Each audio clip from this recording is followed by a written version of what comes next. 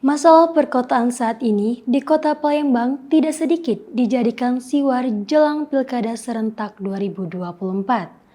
Bahkan komentar sumpah serapa, tudingan maupun kritik keras dilayangkan kepada PJ Wali Kota Palembang, Ratu Dewa yang belakangan ini muncul dengan elektabilitas semakin tinggi dibanding calon lain.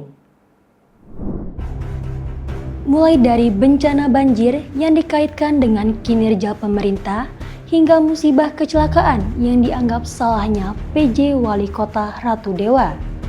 Tudingan bahkan sindiran keras dilayangkan, bahkan tidak sedikit yang memanfaatkan momen dan mengecap semua ini salahnya Ratu Dewa.